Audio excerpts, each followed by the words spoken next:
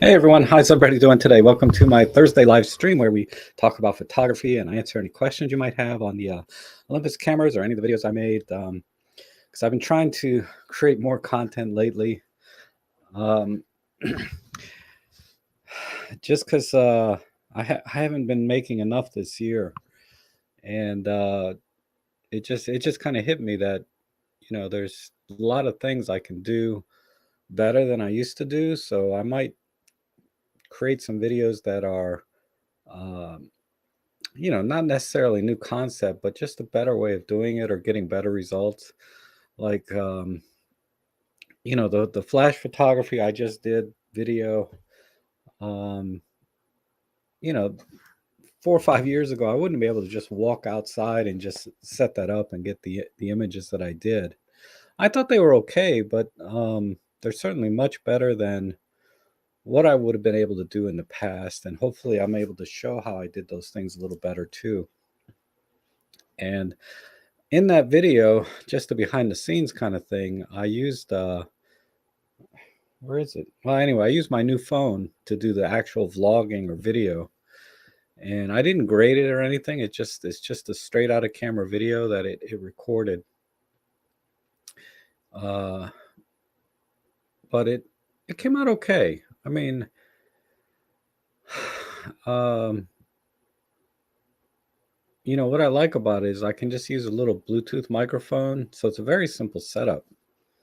So I might start doing that. I'd like to do some vlogging and things, but I have so many commitments in terms of creating videos and developing classes, and then of course my normal photography job every now and then. That I I just haven't had time to go out on photo walks and with my camera. Like I haven't gone out with my 300 millimeter f4 in a couple of months, and I just love that combination. Recently, I let me pull up the chat. Uh, recently, I heard, not recently, this morning, I saw a video where a guy was comparing the Canon R5 with the 400 f2.8 against the Olympus with the 300 millimeter f4, and he was using a teleconverter on the Canon, so he was getting an effective, I think, 800 millimeter at f4. Um, and he was pretty impressed overall. He was getting good focus, good sharpness, and of course, it's a much smaller compact system. And apparently, he was an Olympus shooter before, and he sold all his gear and went to Canon, and he got a Canon R5, I guess. I didn't really follow it that closely, but uh, he said if the OM1 had come out a couple of years ago, he would have never switched. And when you look at the pricing difference between the two, I'm sure there's a huge gap. Um, but he doesn't strike me as the kind of person, well, he did, but he doesn't strike me as the kind of person that would just switch systems uh, unless there was a good reason to. And going from the Canon R5 setup he had back to Olympus may not be good enough reason, the size weight difference. But he could probably sell his 400 f2.8 and buy everything he needs, you know, in Olympus, and then have a lot of money left over if he decides to sell the rest of his Canon gear. So it's always good to see videos that kind of justify your purchase, right? And I've never had any doubt about the capabilities, because every time, every video I've seen with the OM1 and the 300 millimeter f4, no one's ever been disappointed that I can find. I'm sure they're out there, but uh, I haven't done a video yet about, and I don't like to do those kind of videos generally, where I'm 3 months in and how do I like it so far kind of video. I think everyone knows that I'm pretty content with the system overall, and it is supplanted my S5 for video in my professional work, and It's certainly up to my game in bird photography if I ever go out again.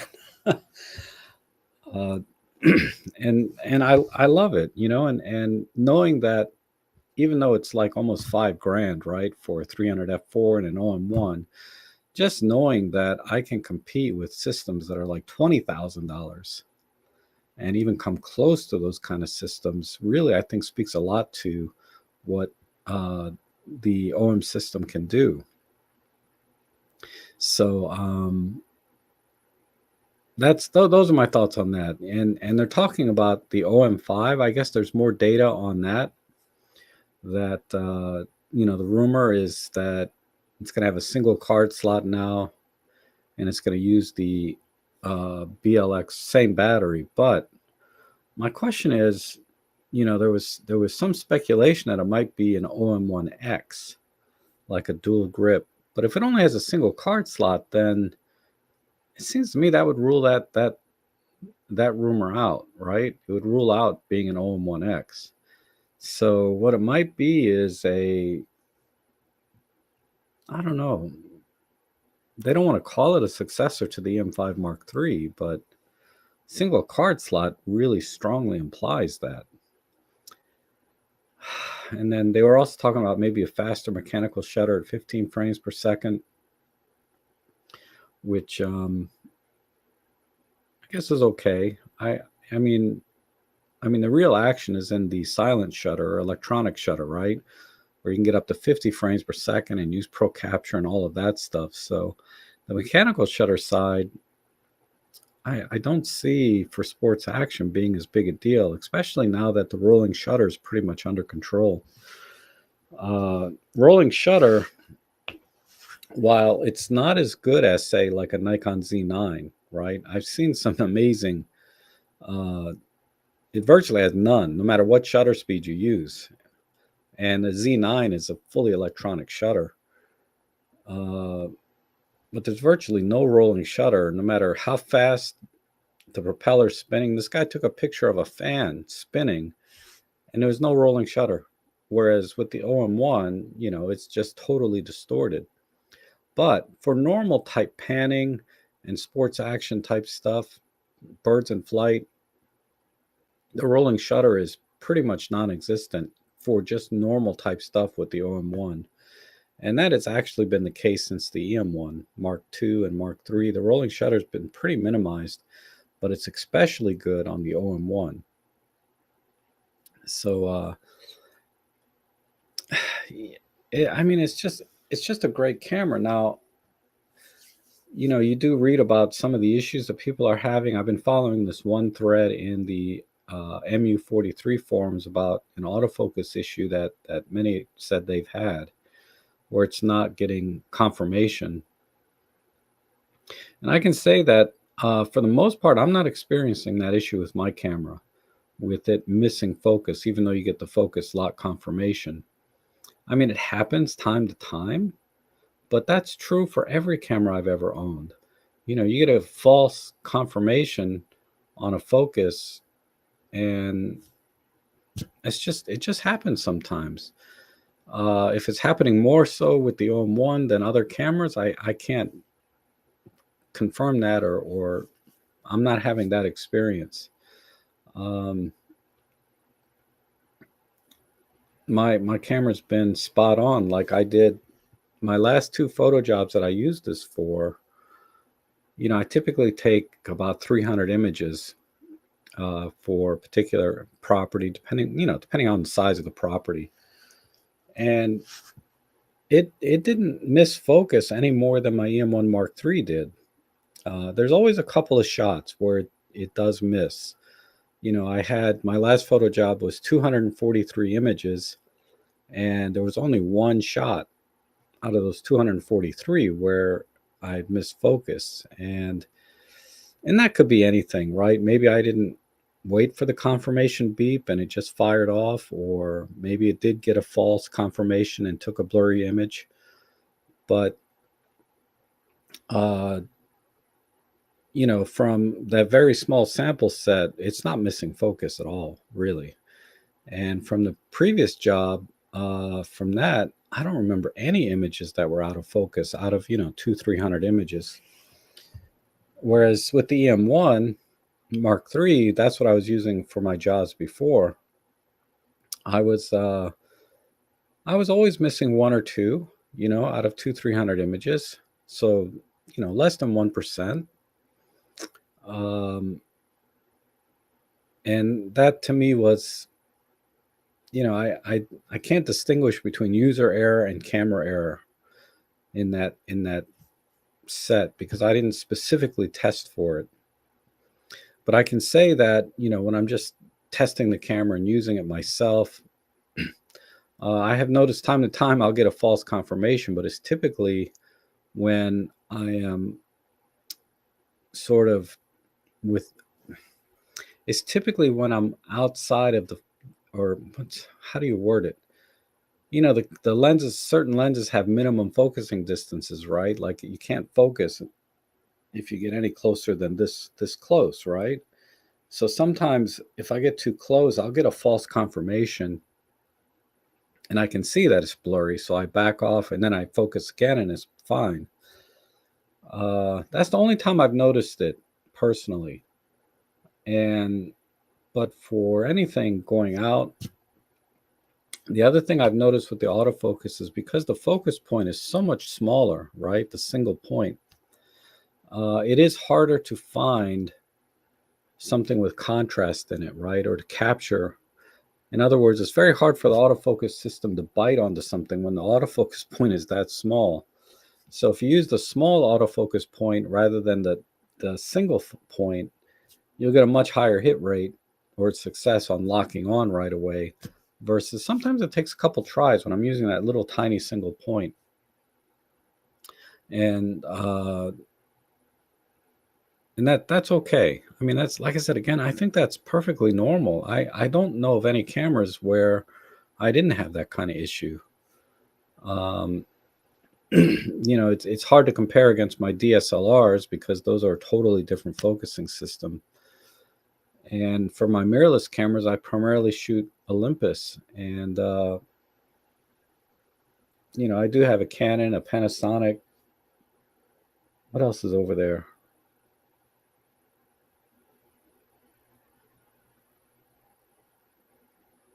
And a Fuji. All of them do the same thing. You get a false confirmation. But I haven't used those enough to say if it's more or less than what I'm getting with my Olympus cameras. But anyhow, that's the only issue that I think has come up. And the camera, as far as firmware version 1.2 goes, it hasn't locked up except one time it locked up on me, and it wasn't because I was in what they supposedly fixed in firmware 1.2 was, the high speed viewfinder, right? Where people are experiencing lockups with that, and that did happen to me 3 or 4 times while I've had the camera. And it's locked up on me once when I was here in my studio doing something, and and when I'm in the studio, I'm really doing crazy things anyway, and something froze it up.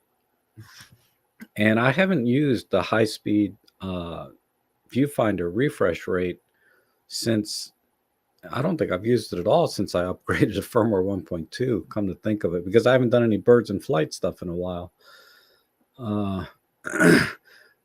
But it hasn't locked up at all, really, other than that one time, and I can't figure out what I was doing at the time that caused that.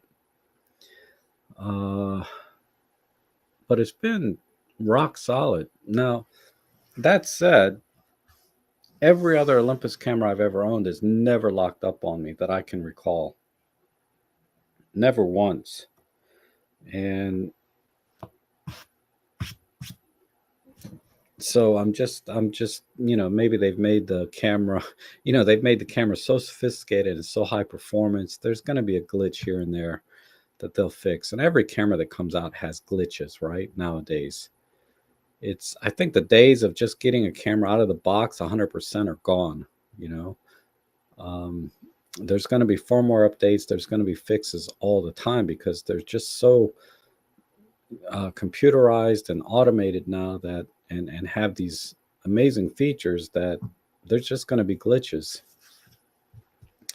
Okay, so let me see who's here. Plato, good to see you. John Utse, Timothy Drake, good to see you. And if you guys have any questions, don't hesitate to ask. I'll do my best to answer them. David Tellett, good to see you. Yeah, it is hot and humid. I turned the AC on this morning as soon as I woke up, just to get a head start on it, and then I'll probably turn it off sometime around 3 or 4 o'clock, and then just use a fan from there. But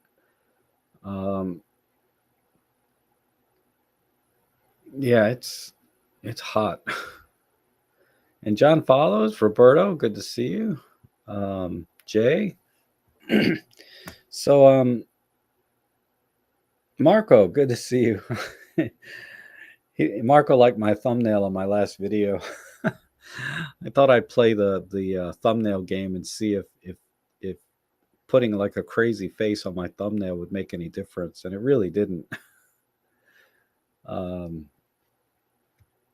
Because the idea in YouTube is, you got to have a good thumbnail, and a lot of thumbnails are people just making these ridiculous faces in the thumbnail and then putting some caption, right? So I said, okay, I'm going to make a ridiculous face for my thumbnail and see if it makes any difference. And it didn't. And by that, I mean, when I look at my statistics, the click rate is about the same. And also, it's still like 70% of people that watch my videos are subscribers, and only 30% are not. And that's my typical ratio, 70-30, which is really good, meaning the people that subscribe love me and they watch all my videos. But then I'm not gaining many new subscribers at the same time, right? Because that other 30%, the odds of them subscribing are pretty low. And I don't know. I was just having some fun. Like I had some fun with my other photo shoot, where I just posted a short video on influencer life. Because when I took those 3 images, they sort of told a story there. I saw a story there, so I said, okay, let me put it together. Actually, let me play it for you for those that haven't seen it. I know a lot of you haven't seen it.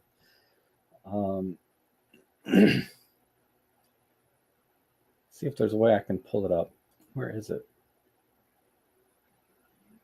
It's a stupid video, but it's only 15 seconds, so it's only 15 seconds of being stupid. I'll find it.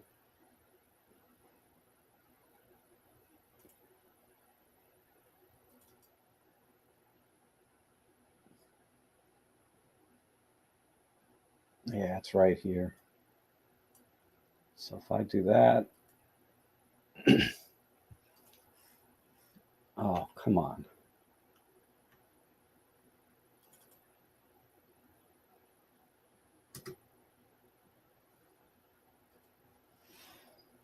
Go to a different screen. See if I can position this in the right place.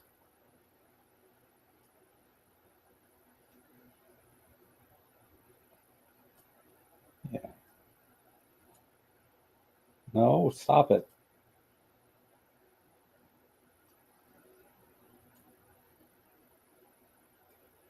Oh, come on. Why doesn't this just go down? Windows 10, oh, here it is. They added an extra button to the Windows.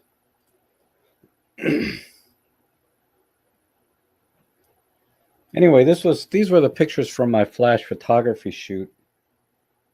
And I need to add the speaker. Hold on. I'm so prepared. Audio output capture, yeah.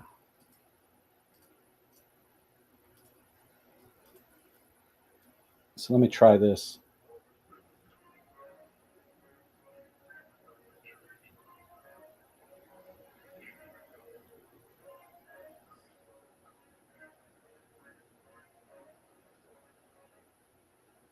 Okay, that was it. um, you know, just a short 10 or 15-second clip of those three images with a little story. And there's a lot of truth to it, right? You know, I started YouTube. My intent wasn't ever to be like this influencer or whatever. Like I said, I started the channel to kind of document my adventures with my dog, who passed away just right before I started the channel. And it's just turned into this like guy with a camera kind of thing, right? And I'm just showing you how I use it. And you guys, a lot of you have been with me from the beginning, learning photography along with me. And you know, so at time to time, it just hits me that some people call me like this influencer, or that's kind of like what I do, right? Uh, I like to think of myself more as an educator, but in the YouTube world, Instagram, things like that, you're considered kind of an influencer when you have this like social media presence. And that's just not how I really look at it, but anyhow. Oh, let's see what else is going on. Oh, okay. Here's a question here. How am I liking the Lumix S5? I really like that camera a lot. Um, I bought it originally 2 years ago, you know, shortly after it came out to replace my EM1 Mark III for video work because I do property videos. And it was great for that. I mean, the jump in video quality was nothing short of spectacular. So for video work, it's fabulous. And for general photography, I gotta say, Lumix did an awesome job with their with their lenses. I only have two. I have the 12 to 60 that came with it, and I just recently got, I mean, 2 years later, right? 2.5 years later almost, I recently got the 50 millimeter f1.8 because the OM1 has replaced that camera now for video work. But so I said, you know, this camera has hardly any clicks on it. I hardly used it for video because of COVID, you know, the lockdowns. I didn't have hardly any photo or video work during that time. So it's like a brand new camera. And I said, you know, I could sell it and get half what I paid for it maybe, but why? You know, it's brand new and it's hardly got any clicks on it. So I said, I think I'll just use it. and and the lenses are so sharp. I mean, when I put the 50 millimeter f1.8 against the Olympus 25 millimeter 1.8, which I love, and is probably one of the sharpest lenses Olympus makes outside of their Pro lines. I'd even put it up against their Pro line cameras at certain apertures. And wide open at f1.8, that 50 millimeter from Panasonic, the cheap one, I paid like $300 all in. I got it on sale. I think it's still on sale. Wide open, the Lumix lens is significantly sharper. Once you stop it down to about f4 on either lens, you know, then the resolution is pretty equivalent. I'm getting just the equal amount of sharpness. And in terms of bokeh quality and all the other kind of, you know, things that you would look for in a lens, pretty equivalent to my 25 millimeter. But the fact that I can shoot full frame f1.8 and get a tack sharp, I mean, just razor sharp image is really impressive. And then stopping it down, it gets a little better. It's hard to tell on a 24 megapixel sensor because it just doesn't have the same resolving power as, say, their S1H, which is what, the 45 megapixel. But I guarantee on that camera, it would do very well. Not as well as their Pro line, obviously. You know, that's why you pay money for Pro lenses, right? but it's certainly, I think it can be used for any kind of professional work. So I got to say the image quality and everything like that, I couldn't be happier with, and it's definitely cleaner than a Micro Four Thirds, which is just how it is. Uh, and even at base ISO, there's just the tiniest bit of noise in a Micro Four Thirds compared to the full frame camera. But a little polishing and post processing, and you can't tell any difference, really. Even up to ISO 3200, I'd say you could polish a Micro Four Thirds image to the point that it's virtually indistinguishable from a full frame image, even if you polish both. All things being equal, you could still tell, but not in a way that matters, right? I mean, ultimately, the image is still going to be excellent on either camera. Now, in terms of features and functionality and all of that, the ergonomics are I'd say the one thing I dislike about the camera. It's very clumsy to use, in my opinion. It's just a little bit, it just feels like a brick in my hand. It's not as comfortable as my OM1 or EM1s ever were. It feels like just a brick in my hand, and that I don't like about it. The features and things are pretty equivalent. It has a couple of nice things in it that I like, uh, that I didn't see in my OM1 or any of my Olympus cameras. I'm trying to remember what they are. Uh, like being able to punch in focus on just part of the screen instead of the entire screen I think is useful. Um, and gosh, there were some other things. The menu system I think is better. Up to a point. Certainly you can save custom settings a lot easier, and you have multiple custom settings that you can do in the menu, because you run out of custom modes on the dial, but then you can go into the menu and add more custom modes, and you can name them in the camera, if I recall correctly. So it has some additional features that I think, uh, I don't find on my Olympus, that I think are really nice. So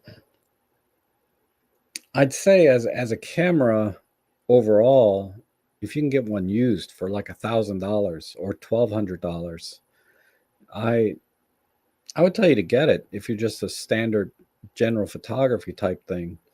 Uh, the only thing it's not good for, and is sports action. The shutter is too slow. It's like 5 frames per second. Even in electronic shutter, it doesn't go up much more from that. So I'd never use it for action type photography. Uh, well, let's just say it's much more limited for action photography. You could use it, but it's much more limited, and it's not capable of those kind of things. The other thing is the IBIS. There's no comparison. Full frame IBIS versus Micro Four Thirds IBIS, regardless of brand, nothing touches the OM1 or the EM1 Mark III. Those two cameras, the EM1X, those three cameras, I should say, have the best IBIS in the industry, particularly for video work. For stills photography, it doesn't make that much difference. You really should be using that reciprocal rule, double your shutter speed for any kind of photography. Now, there's always exceptions, right? Like you're doing landscapes or uh, night photography, things like that. Yeah, the IBIS makes a big difference in photography because you can hand hold for several seconds, right? An Olympus camera, I can't hand hold a the Panasonic, and I'm sure any other brand, for more than a half a second, maybe 1 second at most, if I really try. So in that respect, the S5 is not as good. So ultimately, you can get a cleaner image using the stabilization at night, handheld, right, with the Olympus brand or OM1. So, but yeah, I took the S1 out to a car show and just did some video and a few photographs. And I was just really impressed with the image quality I got out of it, uh, because it's a similar megapixel, right? 20 versus 24, and I was definitely getting very clean, very sharp images out of it. And I attribute a lot of that to the lenses that Lumix is making for it. Now, because I have other full frame cameras, I have my Nikon DF, which is a 16 megapixel. It takes a little bit of a hit. You can see from 20 to 16. It's not much, but you can see it. Uh, and the only lens that works really well for that camera that I have is my 35 millimeter Zeiss Distagon. When I put that lens on there, it's manual focus. Then I get very, very clean images. And then when I put my normal Nikon glass that I have for it, I don't have any really particularly good Nikon glass. I sold it all when I got my Olympus systems, when I decided to fully commit to the Micro Four Thirds. And I sold all my good glass, or quote unquote good glass, except for my Zeiss. I just can't bring myself to sell that, even though it's heavy and bulky. Uh, as long as I have a Nikon mount, F mount camera, and I'm sure I always will, I'm not selling that lens. So yeah, the S5 is awesome, and I think, I haven't tried any of the mirrorless cameras from Nikon or Canon, full frame Canons and full frame Nikons that are in the same price range, right? If we're looking at like what is it, the S6, R6 from Canon, or whatever they are, I can't remember. And the Nikon Z5, I'm sure is excellent. It's about in the same ballpark. And then Sony makes some. I can't think of the one. Is it the 774 Mark IV, A7 Mark IV, which is what, a 33 megapixel full frame. I'm sure they all do fine, and they're going to be pretty close to, if not better than the S5. But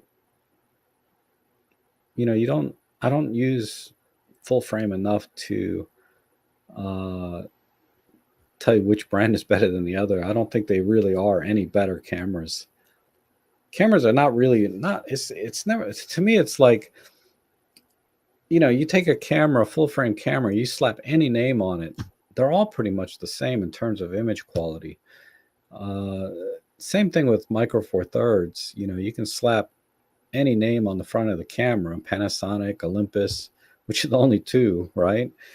It doesn't matter. You're going to get really good image quality out of them. And then if you're really good at processing and exposure and everything like that, and technique, if your skill set as a photographer is very high, you're going to get excellent results from just about any camera, whether it's, a little compact TG5 camera or Micro Four Thirds or APS-C or full frame. You're going to get excellent results. Now, there's some people that prefer the look of larger format cameras, medium format, full frame, etc. Because of that, you get that shallower depth of field at certain distances. Some people just prefer that depth, right? And it's pure physics. You just have to get a larger sensor, and ultimately, I think it works out a little cheaper because the lenses aren't that expensive on full frame. When you're talking about just generic lenses, the 50 f1.8, the 85 1.8s, they got a bunch of f2 lenses now. They're all very affordable, and you pair that with any full frame camera, and it's bulkier. God, let me show you.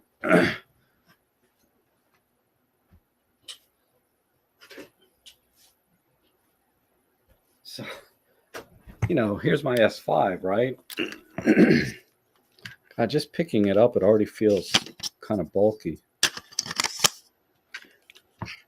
But, this is the 50 millimeter f1.8 on the S5. I feel like my image is a bit underexposed here, the video. See if I can adjust that slightly.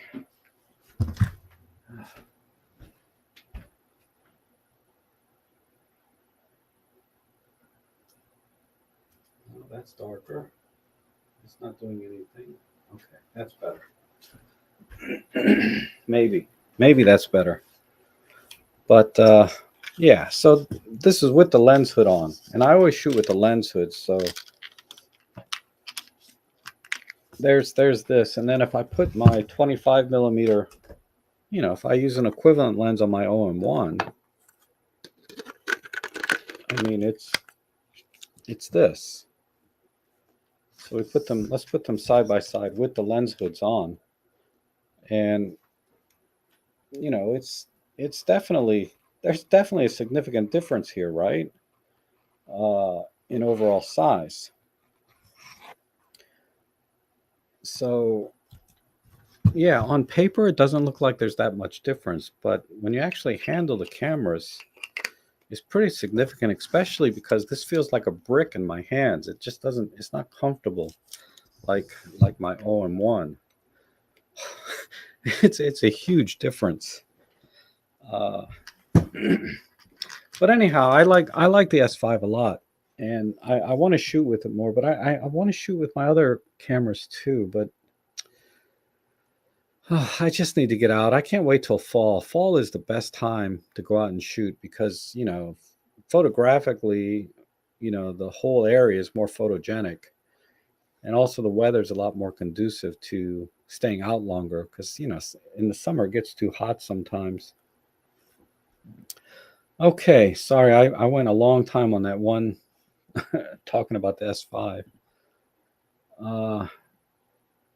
But if you had any specific questions about the S5, let me know. But generally speaking, it's fabulous camera.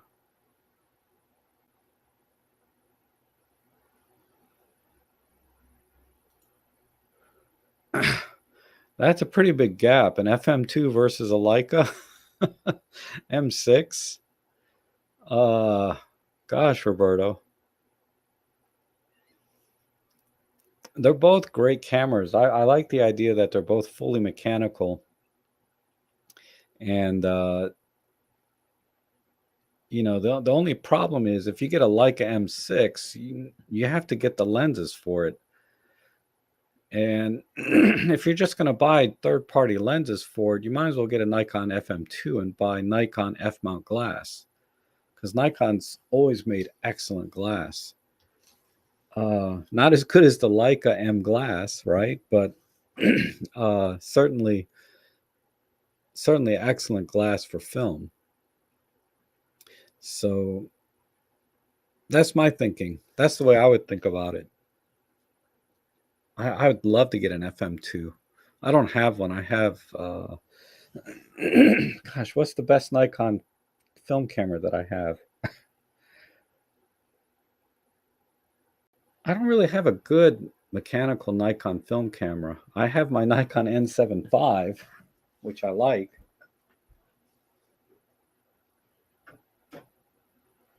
This one, this is a great little Nikon camera. It's fully automatic. This is like my point and shoot for film.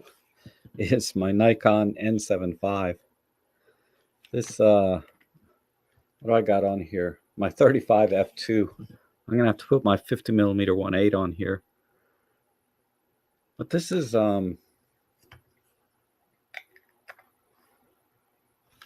this is fully electronic, right? It's not a film. The only film Nikon I have that's mechanical is like I think it's an EM, Nikon EM.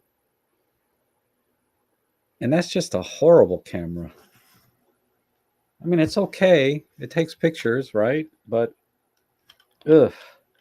shooting with it and the sound of the shutter it's just garbage to me. Trying to see what else I got. I got this piece of crap. This is the Nikon what is this? The N90S. So this is like the pro version of the N7V, right? And I've never shot a roll of film in this. Believe it, maybe one. I can't think why. Because it's kind of bulky, right? And the LCD screen is broken, so that's why I don't use this much. But it works otherwise, and it's supposedly an excellent camera. I think I paid like $10 for this camera. That's why I don't really use it. But this N7V, I love this because it's like the same size or smaller than my OM1, and full frame film camera, and it's fully automatic. I don't have to worry about metering or nothing. If I'm going to use a mechanical camera, I like my OM1, the original film OM1, and my OM2S. I like that one. It's not mechanical. It has an electronically controlled shutter, if I recall, but well, it doesn't. It does and it doesn't, right? Everything's electronically controlled. It doesn't work without a battery, basically. Whereas my OM1 and my OM2 film cameras do work without batteries. I just have to meter separately. And this Nikon doesn't work without batteries. None of my Nikons. The FM2 will work. No, that doesn't even work without a battery. I hate that camera. The EM2, not that. I'm sorry. It's an EM, Nikon EM, I think. But when it comes to mechanical cameras, I like my Pen FT, and the Trip 35 is fun to take out. I need to take out my Minolta. I have a Minolta SRT 101, which was my dad's camera. I haven't taken that out yet, but I like to. I need to get out. I need to get out and shoot, but I have all these commitments video-wise that I really have to finish this month. And I have to finish a few more next month for this other thing I'm doing, other project.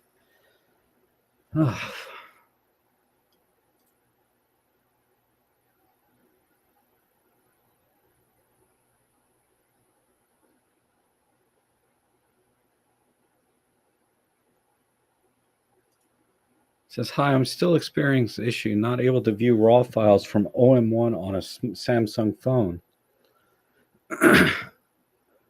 Oh, that's interesting. I haven't tried with my new phone. Where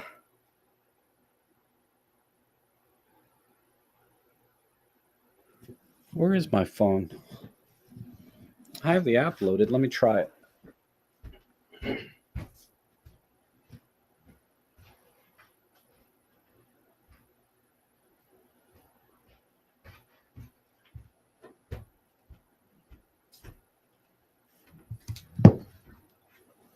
So let's see.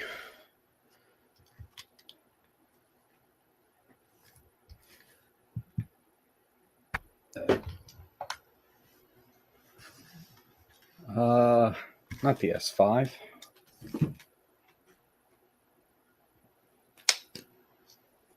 Okay, I got a card. Let's see if I have any pictures on here. Okay, I have some raw images here.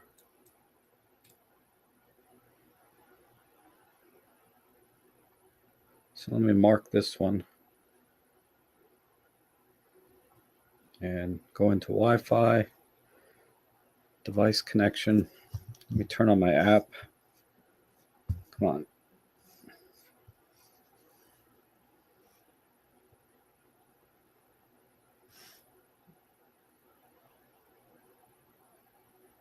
Is it going to connect automatically? I haven't got the hang of this yet. It's supposed to connect automatically.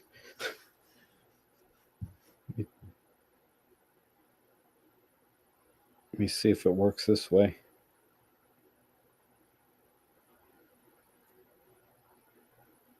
I got to drop the exposure down a bit so you can see the screens.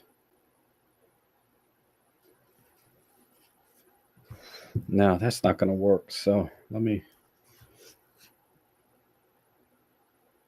Come on. Now it's stuck here. Let's do it the old-fashioned way.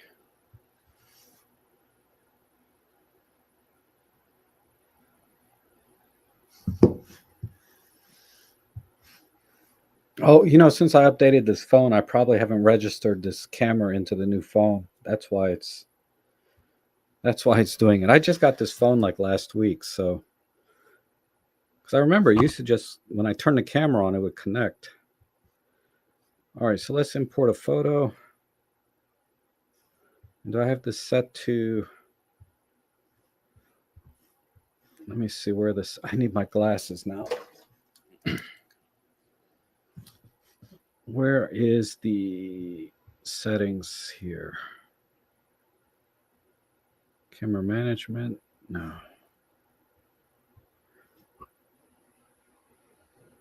Well, anyway, let's just do an import. Yeah, this is a raw image because it says raw right here in the corner. Probably can't see that, but we'll import the raw in the JPEG and see what happens. Oh, that's pretty quick. Okay, 2 items were imported. So edit photo.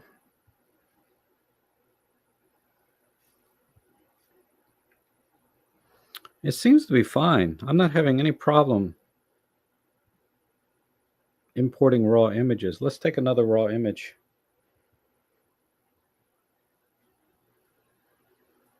So we'll just do raw only.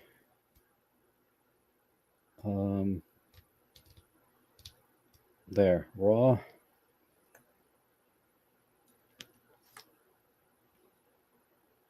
And take a picture here. Right, okay. So let's connect again.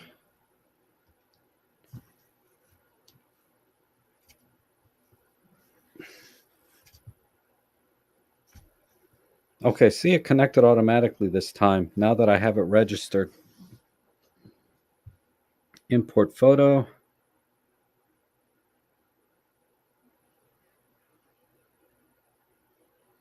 Connect.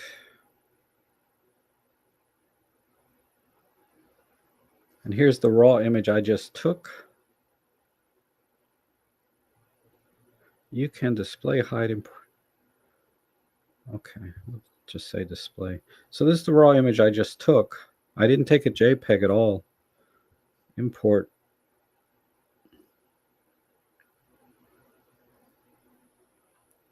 So all I can tell you is, and then if I want to edit that photo, yeah, where is it? Oh, wait. Where did it go? If I do edit, it should be right here, right? Import. Download.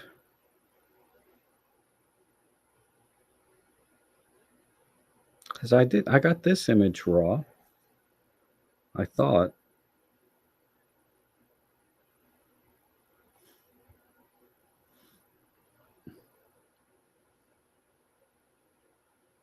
Well, that's interesting. I can't edit because this is probably the JPEG image, right? But where's the raw image?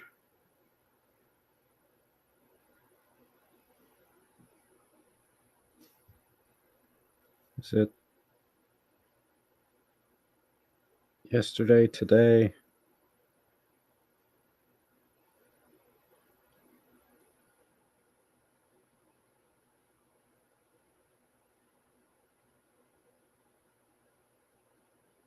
Yeah, I doubt Photos is. I doubt this app is going to be able to open the raw image. Yeah, it says raw right here. I mean, it's imported. It's just not opening. And this is the normal Google app, Google Photos app. I wouldn't expect it to be able to open. You can tell I'm not really a big user of these apps.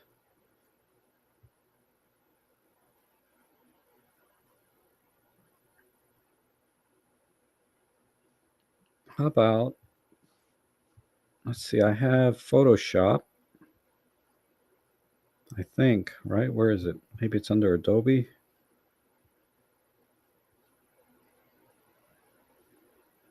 Adobe. Where is it? Adobe Express? Oh, come on.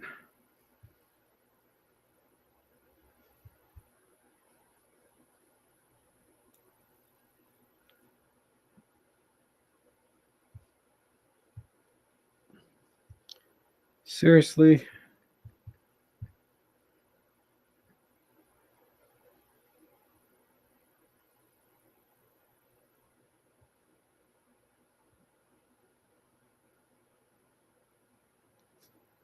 What is this crap?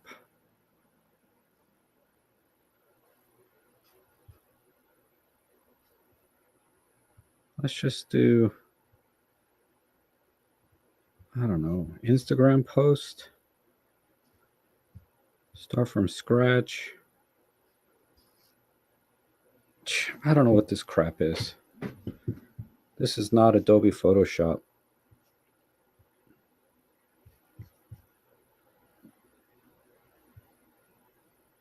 Oh, I share, oh, I track, photos, Play Store.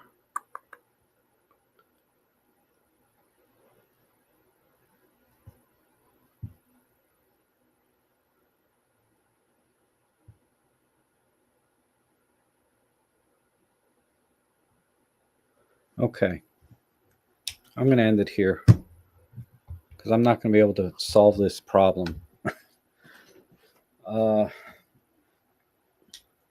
so it looks like it's importing the raw image because it's on my phone. I just don't have any way to open it. I'll probably have to download like Photoshop or something. I'll start downloading it now and then I'll come back to it. Where's the Play Store? Adobe.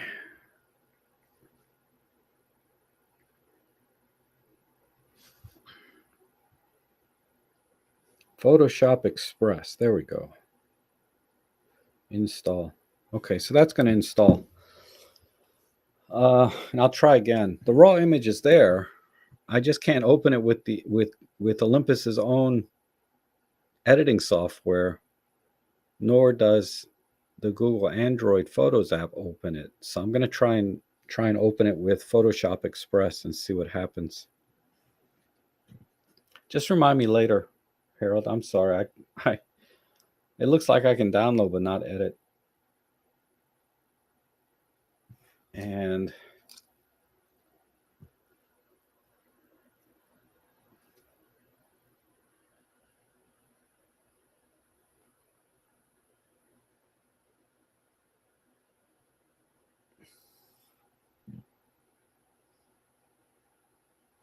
yeah, Jay, I'm with you. Olympus, the EM1 series, the grip is amazing on these. But Jay says, before I bought the OM1, I was looking at full frame. For the life of me, I don't understand how people can stand the grip on the Nikons.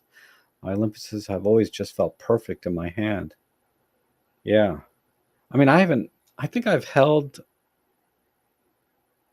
one of the Nikons, but that was a while ago. It was okay. But I haven't held any recently other than a Z9, which doesn't count because that's just a massive camera.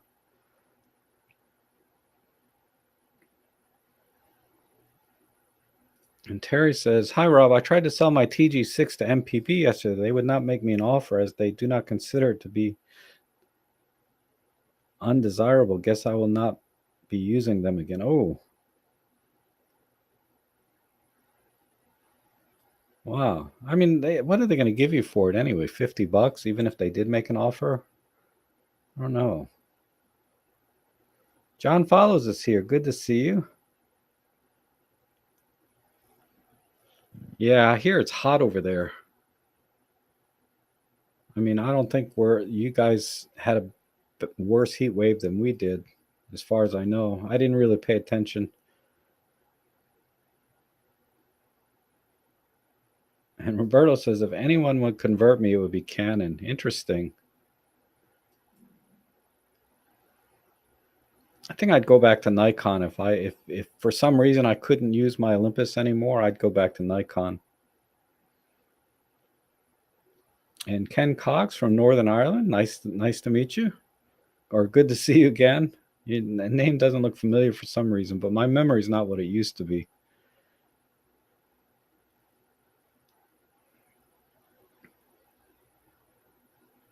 And I guess Randy was here. I don't see your name out here, but I see somebody said to get the Z9 for the wind turbines. Yeah, it would be awesome for wind turbines. Like I said, there is no rolling shutter on the Z9 at all.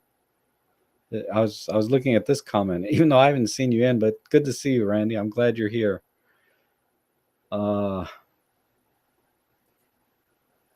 Enrique is here. Calvin from Maine. Awesome. I have one of my students up there in Maine right now. She just goes up there for the summer. And let's see. She shoots EM5 Mark III. Ooh, I'm way behind here. And Andrea says, you made my decision to buy the Pen F easier. Definitely, it's one of those cameras that I think should be, it definitely should be in every photographer's bag as a second or third camera. Your first camera should be more conducive to the kind of photography you think you're going to be doing. But if you're just a casual shooter, it can be your first camera. And as a second camera, it's freaking awesome. It was my second Micro Four Thirds camera. My first one was the EM10 Mark II. And that's what converted me off of Nikon full frame, because I was shooting a D750 before I got the EM10 Mark II. And after a month or two with the EM10 Mark II, because I didn't want to spend, at the time it was like 11 or 1200 bucks for a Pen F, and I was able to get the EM10 Mark II with two lenses for half that, right? But it was like $11.99, I think, brand new with no lenses. But after I got the EM10 Mark II with a couple lenses for about half the price, I said, what is Micro Four Thirds all about anyway? I didn't buy it because it was Micro Four Thirds. I bought it for the attributes of Micro Four Thirds: small, compact, light, decent quality. But I was impressed by how good the quality was. I was like, man, I can cut my weight in half, and shoot with Micro Four Thirds and get basically all the image quality I need. So a couple of months later, as a birthday gift to myself, I bought the Pen F in September, 6 years ago. And that was, I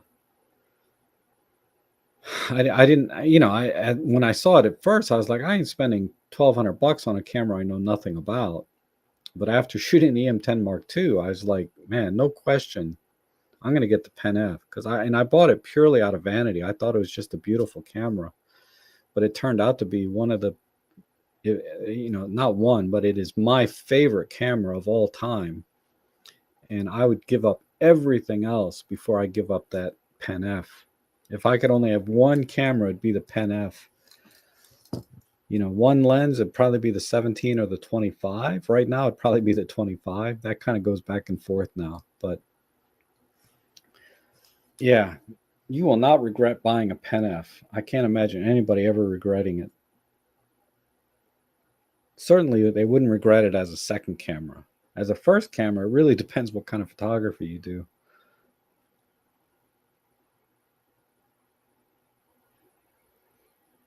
Yeah, Tony says, all I need is a camera that will take us out to lunch and pay the check. I know, right? Is the O1 better than the G8.6 for video? Absolutely not. For autofocus, it would be, right?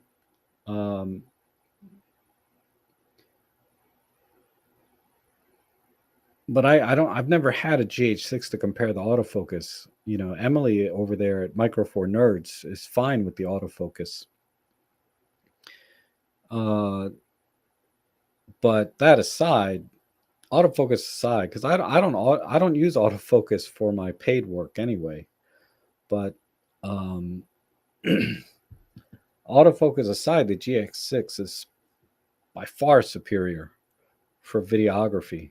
If you're gonna, in terms of workflow and tools that the camera has built in, it's by far superior. And the image quality, I think you can do 422 internal, 4K 60, 10-bit, that's better than the EM1, the OM1. The OM1 only does 420 10-bit. So in every way, shape, and form, the GH6 is a better video camera, no question. Especially in terms of workflow, being able to set up custom settings using the menu, all the features it has for videographers, no question. But if you're kind of a casual hybrid shooter, OM1 is perfectly fine. And like I have the S5, which is an awesome video camera, and I've replaced that with the OM1 because I can now do 10-bit internal. I'm missing the 422 part a little bit. And if that continues to be a problem in future jobs, I may have to go back to the S5. But I don't think it'll be a problem. I don't think so. But we'll see. Time will tell. But initially, the 3 video jobs that I've done with the OM1, they've come out really well. The first one came out perfect. I have no complaints. The last 2, I had some problems with color, and I didn't shoot the S5 side by side with the OM1, so I can't say that the S5 wouldn't have the same problems I ran into. But my initial thinking is, having 422 color is better than not. But if you're not going to shoot in log and use the tools that the GH6 offers, there's no difference in video. The video is fine in the OM1.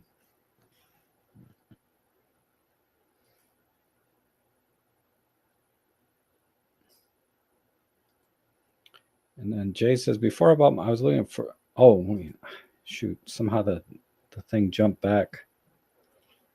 Let's see. Jeff Painter, good to see you. And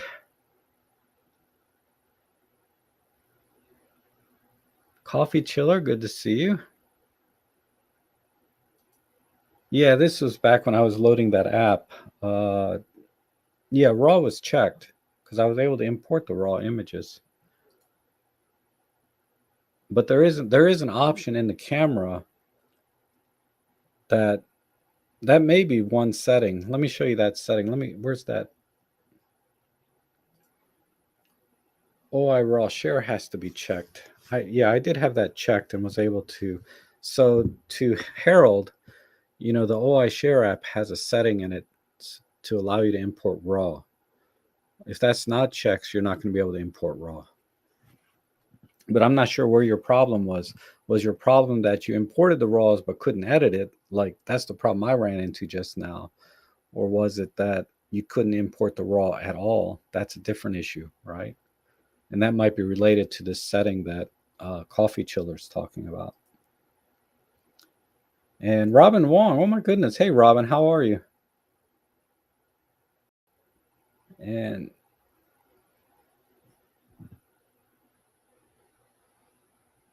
that's what you get. It doesn't open. Okay, so we are talking about it not. Okay, so I have Photoshop loaded now. Let me open this and see if it will open up the. Let me get through this crap here.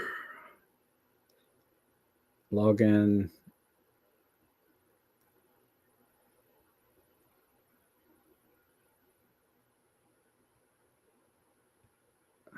All the permissions. Okay. So let me turn this thing on. So the raw images are here. I can zoom in on this, right? So that's the one I just took. Oh, unsupported.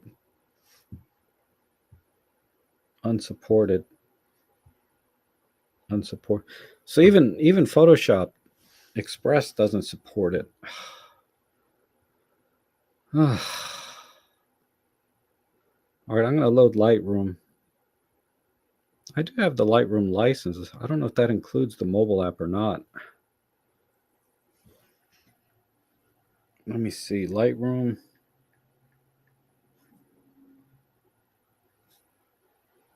Install. Okay, so I'm going to install this Lightroom.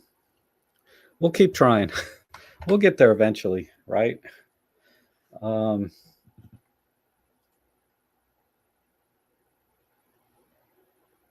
David Crooks is here. Hey, we're going on a photo walk on Saturday.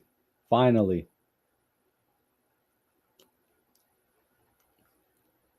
Yep, the EP5, excellent camera. Definitely the poor man's Pen F.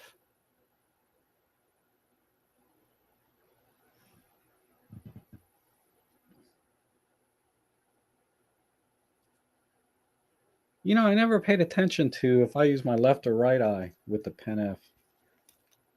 I use my right eye. If I use my left eye, yeah, I'm right eye dominant. Never thought about it. I guess that could be an issue. I turn off the touch screen anyway.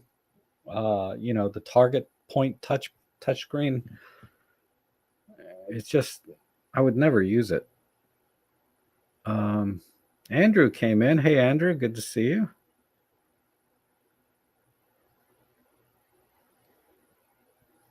Wow, a lot of left eye shooters here. Roberto's a left eye shooter. All right, let's see if this app loaded. Yeah, it's loaded. So we'll try again. The future of photography. Skip. Sign in.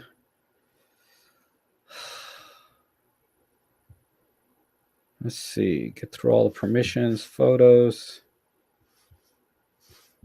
It's not.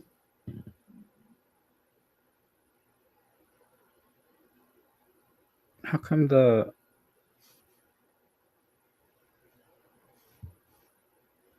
it's not showing the raw images here at all?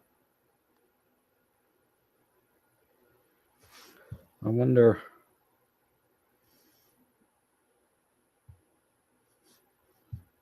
If I can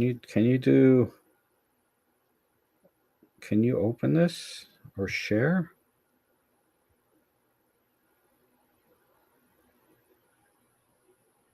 Share to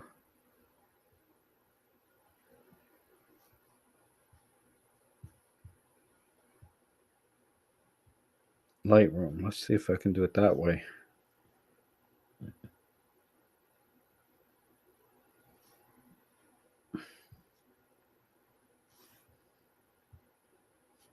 All right.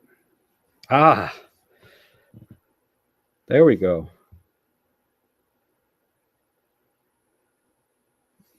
Skip that. So if I wanted to, let's just apply a preset, black and white. All right. I have success here. So Harold, I was able to open the raw image in Lightroom for mobile, so it worked.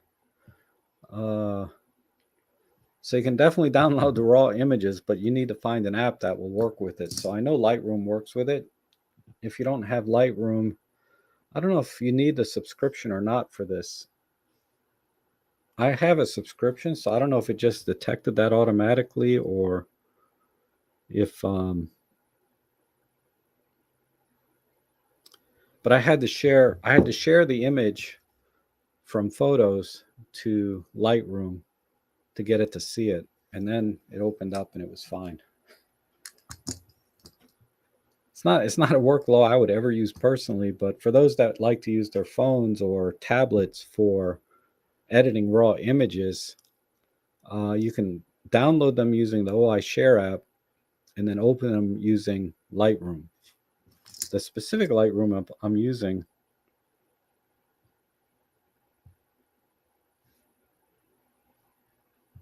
How do I get back to the play? I hate using my phone for stuff.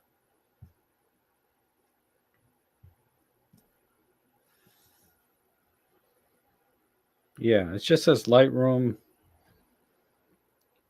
This is the exact app I used. Lightroom photo and video editor. And then when I open it, that very specific raw image is here that I just took just now. Seriously, anyway. Okay.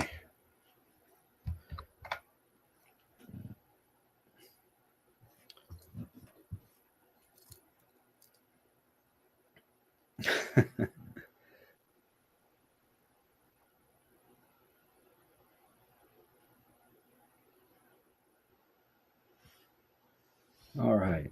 So it looks like, yeah. So, Harold, I hope that helps a little bit.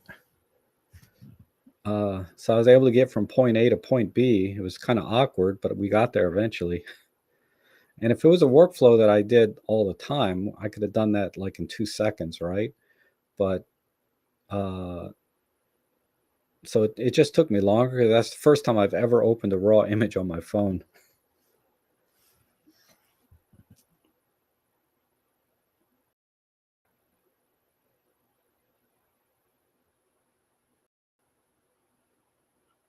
All right. Any other questions about anything? Because otherwise, I'm just going to jibber jabber about stuff. Let me look at my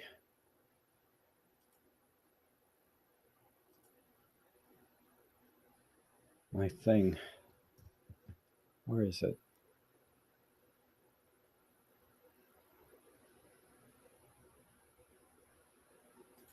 I don't know. I'm drawing a blank now. Maybe I should just call it. Oh,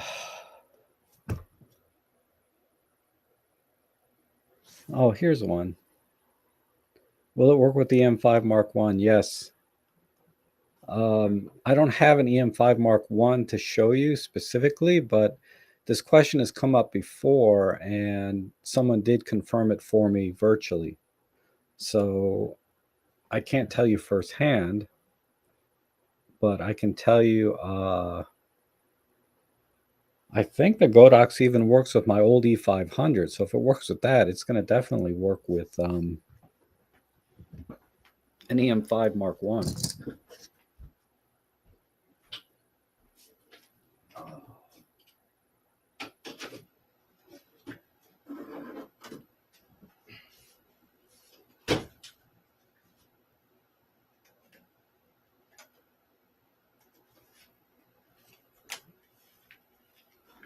All right. So actually, it's an E420. Now, where's my flash? I just had it. Oh, shoot. My TT350 is outside. I'll go get it. Hold on.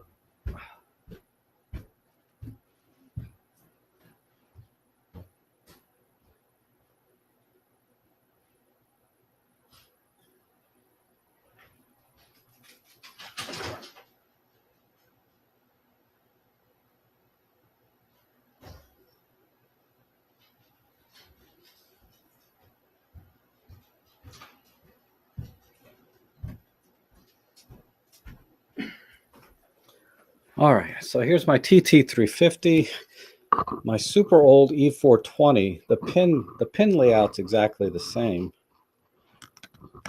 So let's see, what kind of memory card does this take? I forget. Oh, okay.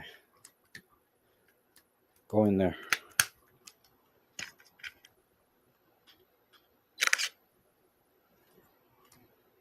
All right, good. Let's put this in TTL mode.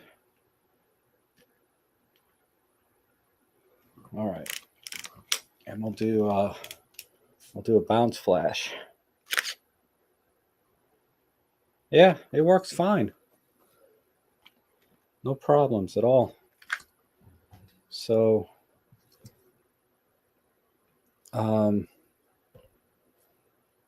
This is an E420 TTL mode, and there's the picture I just took. Oh, you can't see Jack. Hold on. So there's, there we are. No problem at all. Just put the flash in TTL. I mean, you can shoot manual or whatever, but I think to make sure that it's compatible, you shoot in TTL and make sure that you get a good, the right exposure. So I'll try one more shot. Yeah, it's perfect. This is another shot I just did TTL. And what I did, instead of bouncing, I pointed the flash directly. I pointed the flash directly at the subject, and if it wasn't compatible, it would overexpose the flowers, or the picture of the flowers I just took. So yeah, if it works with an E420 all the way up to my OM1, it should work with everything in between. All right.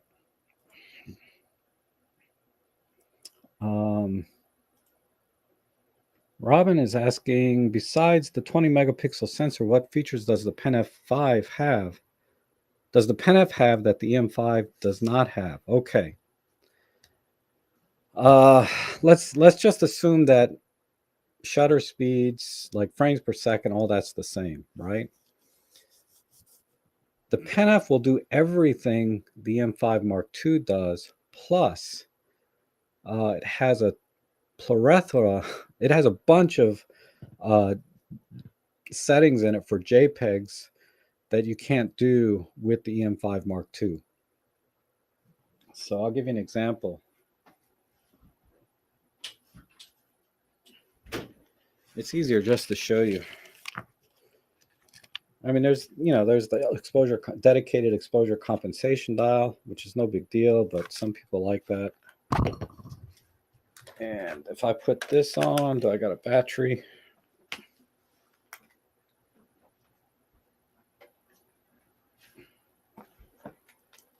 Okay, let's get a battery. God, I had too much caffeine this morning. My fingers are shaky. That card is dead. This card works.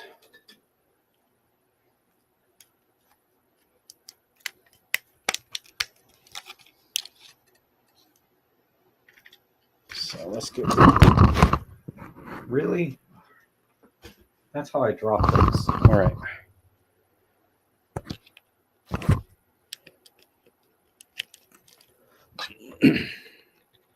This is where the Pen F kind of outshines every other Olympus camera.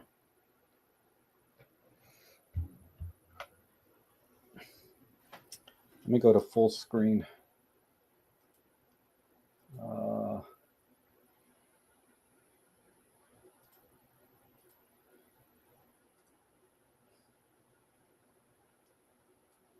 All right. The Pen F has this mode. It has the color wheel on the front. So you have these color profiles, right? I mean, you can do all of this in OM Workspace. Let me take off your comment because it's hiding. But you can select a color profile, but then you can tweak the color profile like this. Where is it? Come on. So you can tweak the color profile like this, right? You can go to red, for example. Stop it. You can go to red, and I can increase the red channel. And then I can go to green, maybe increase that one or decrease it. So you have this setting. You also have in-camera vignetting. So if you want to add a dark vignette or you want to add a light vignette, you can do that in camera. And then, the EM5 Mark II has this, but highlight shadows. And then for black and white, this is where it's really different. Is for black and white, you have a lot of fine tuning on the color filters. You don't just have like red, green, and yellow. You have all these colors in between, like cyan, magenta, and you can change the intensity of that filter right here in camera for black and white. So like I have this group of flowers here, and if I change the colors, this would be the standard, but then I can change the intensity like so. It's very subtle on this particular subject. See if I turn this down, that's like no filter, and then I can crank it all the way up. And like I said, you have all these colors in between that you can adjust. So there's that, right? And then the vignetting, of course, but also in when you're in a monochrome profile, you can adjust the film grain effect, low, medium, high. So there's that. And let's see.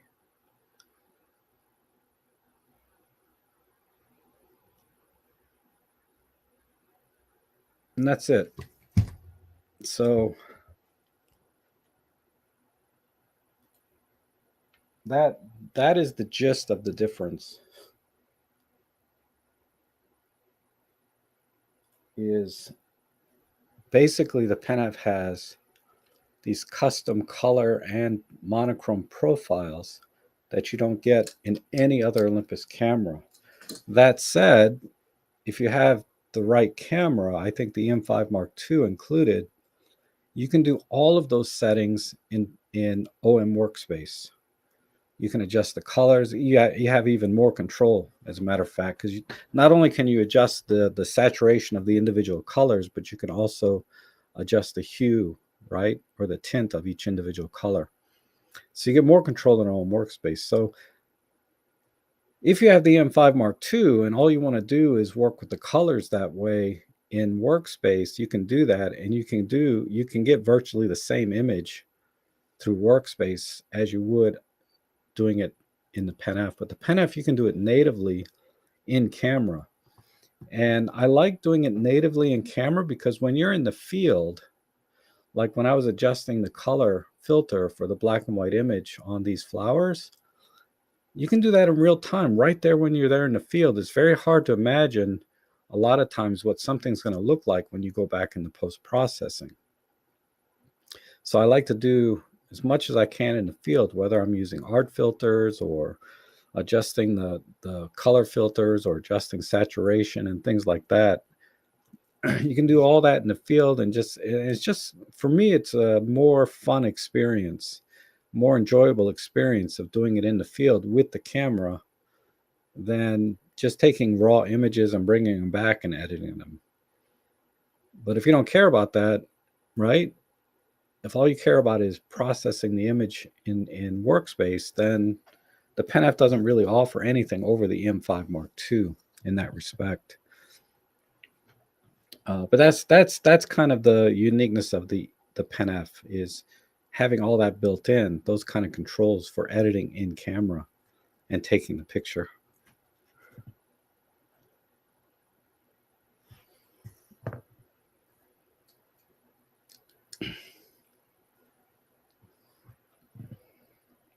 Oh, all right, David, you're gonna get a new car. Oh, that's right. I think you were talking about that last time I saw you. Yeah, I know it sucks, man. Cars are expensive. I keep looking at cars, and then when I see what they cost, I'm like, forget it. There's nothing wrong with my Mazda. Because I'd like to get a 2-year-old Miata, the ND2, but they just want too much money for them. It's just too much for just a little car, and I don't have the disposable income to kind of just have it as a fun car.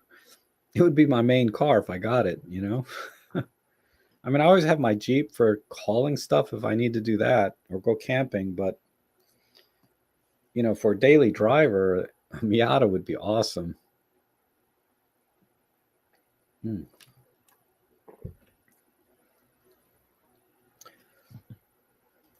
Yeah, this is true also. The M5 Mark II has the webcam facility. I don't know if the Pen-F does or not. I've never tried it. but that statement implies that it does not. Yeah, I have a Jeep. I have a Jeep Grand Cherokee that I can sleep in, no problem. It's just that it only gets 15 miles of the gallon, so it'd be like $100 just to go to the nearest camping area. It's crazy. And like I said, I talked a little bit about this in the beginning, but the only details we have so far uh, are what I saw in 43 Rumors. You know that it's going to have a single card slot. It's going to use the same batteries, the OM1, and it's going to have 15 frames per second, which is faster than the 10 frame per second that the OM1 has, and that's all we know so far.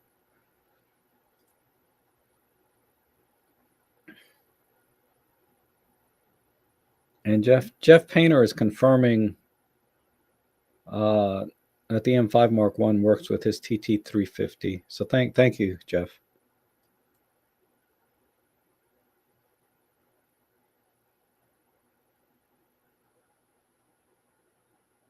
Yeah, there's some other subtleties like this, right? PenF can do ISO 80 versus the M5 Mark II only goes to 100. And there may be some differences in buffer for sports action. There might be differences. Let's see, what else would there be? That's really about it. But I mean, if you're gonna buy a Pen F, you're buying it mainly because you like how it looks. The build quality is amazing, and it has those extra JPEG features. So even putting the JPEG features aside, just the build quality of the Pen F, it's amazing. Now the M5 Mark II is an amazingly well built camera, and that's why I'll never sell mine. I mean, even though I can probably get about $400 for it, which would really help me out a lot right now, but um, I'll never sell it because it's such a great camera. It's it's really, I think, the pinnacle of Olympus cameras. Aside from the M1 Mark II, right? Um, the whole Mark II series, the M10 Mark II, the M5 Mark II, the M1 Mark II, those were, I think, Olympus's best ever cameras, the Mark II series. The Mark threes, the Mark fours were nice increments, whatever line we're talking about, right? Whatever series. The Mark threes, the Mark fours, the M10 was Mark three, Mark four, EM5 has a Mark three. Those were nice upgrades and iterations, but they were not the sort of amazing cameras that the Mark II series came out when it came out. I think the Mark III series and the Mark IV on the EM10, these were just incremental upgrades, downgrades in some cases in terms of features. Um, and the OM1 is certainly a massive upgrade over the EM1 with respect to features, not image quality. With image quality, certainly better, much better in some situations, but generally speaking, not much difference, right? The main thing is in the feature set, the subject to tech tracking, the autofocus, and a bunch of other stuff. The Home One, the video is better. So there's a ton of stuff in the Home One that made it a significant upgrade over the Mark III. But from Mark II to Mark III, not so much. Just incremental, in my opinion.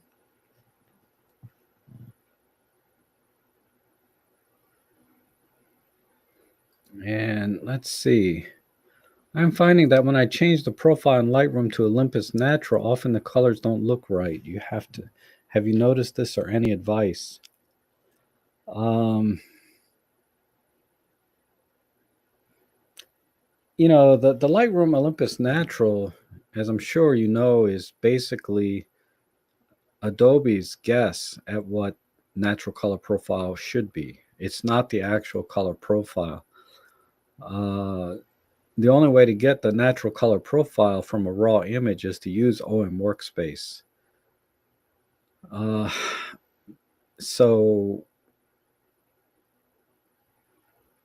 I I can't think of a workaround though if you want to work in RAW in Lightroom, unfortunately.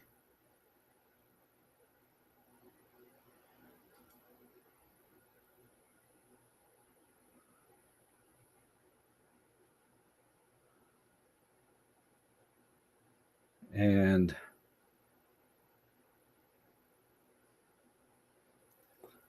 I haven't personally noticed it because I never used the natural color profile in Lightroom.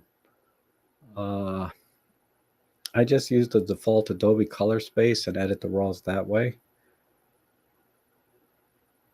But using the Olympus natural color profile that Adobe created is Adobe's creation or emulation of the natural.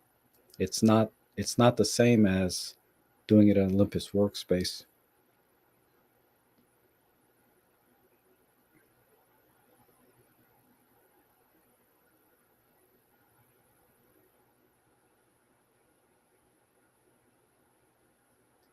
Okay, you're welcome. You're welcome, Robin. Uh, I think I can adjust the saturation on the color wheel and monochrome grain in the art filter setting. Yep.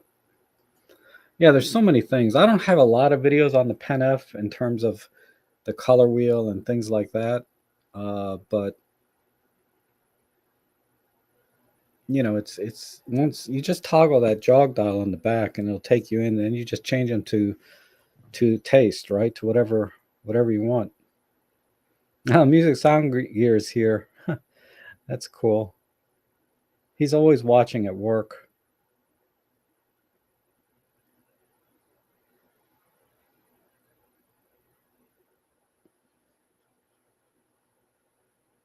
But okay, um, man, just this camera. I love this Pen F, and with this 25, it's really amazing. The 25 millimeter is really sharp at f4. I mean, just amazing. Wide open, it's you know it is what it is, right? It's not terrible, but it's not as sharp as f4. Ah, okay. Well, guys, I think I'll call it here, unless anyone has any other questions that I can try to answer.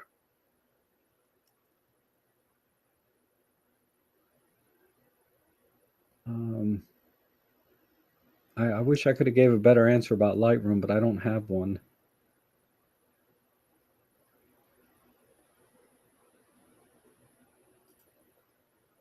Oh, yeah, Ben at Narrowband. Yeah, he's very busy right now. Um, I'll let him talk about what's going on if he ever comes on the channel.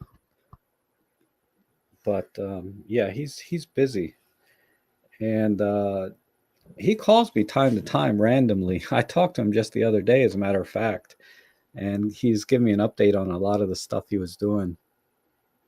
Like I said, I don't talk about things people tell me in confidence. And I just assume when someone calls me directly, everything is in confidence. So if you guys ever call me, I'm not going to talk about your stuff online. Uh, no matter how benign it is, you know, like if somebody's buying a car, you would think, you know, I'm not going to tell people online that you're buying a car, even though that's a rather benign type thing, right? So, but yeah, and it's all good things happening for him, and I'm so happy for him. Is all I can say. Um, so look forward to some amazing things from Ben, probably in the fall. It's going to take a little while to ramp some of the things up that he needs to do, but we're thinking about doing maybe a collaboration uh, in the fall as well, maybe come September, October. But he's just a little bit too busy right now, so he may not. He may crank out some videos, but it's going to be a little bit limited between now and September, October timeframe. But he's doing really well, and everything's good, better than good. Things are great for him right now. That's all I can tell you. Oh, hey Corey, how are you? What's up? Yeah, today was kind of a rough stream because I was fumbling with my phone app a lot. trying to help Harold out, if that was the right person. So not a great stream today, but I have fun anyway. I just come out and talk about whatever's on my mind, right? And try to answer any questions. And that's all this stream is for, really, is just to help people. Anybody that might be coming into the stream, might be a new subscriber and want to ask questions about Olympus cameras. I do my best, and that's all I can do. I get such great emails from people. People are always writing me and telling me how they appreciate my advice and the work that I do, and I really appreciate that if you write to me, because when someone takes the time out to email you something or write a letter, they're not writing a letter, they're emailing, but still, it's very flattering to me that someone would take the time out to say something nice. And it's always nice to get nice comments, but it's even more so when it's an email, right? And it's from people that I know have decades of photography experience. I mean, I'm just a new guy, really, when it comes to photography. Yeah, I've been shooting since 2012, but that's nothing. I mean, there's many of you out there been shooting for decades. And in 2012, I didn't know nothing about nothing. I didn't know what aperture was, shutter speed. I had no idea, but I wanted to learn, right? And that's the key thing is if you want to learn, you will learn it and you'll enjoy it. And I can help you a lot if you want to learn. And you can take everything I say with a grain of salt, obviously, but when I'm doing my best, most sincere way to help someone, hopefully they get at least one little nugget out of whatever I tell them. And they'll say, I knew this, but yeah, that one thing, Rob, that's pretty cool, right?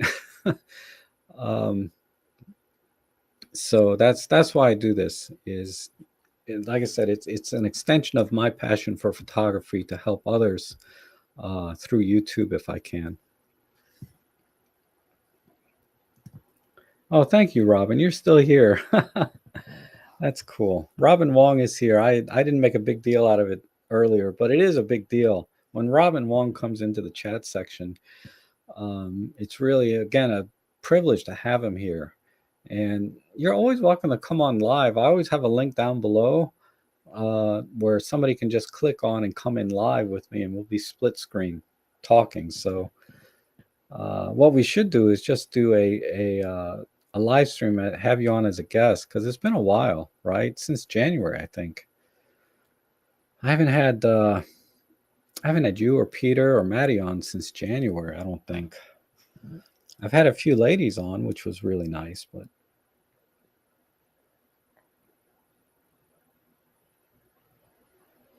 I don't even know what that is. An XF33. So it must be a 33 millimeter f1.4 for the XT4. That sounds pretty cool. So that's a 50 millimeter equivalent.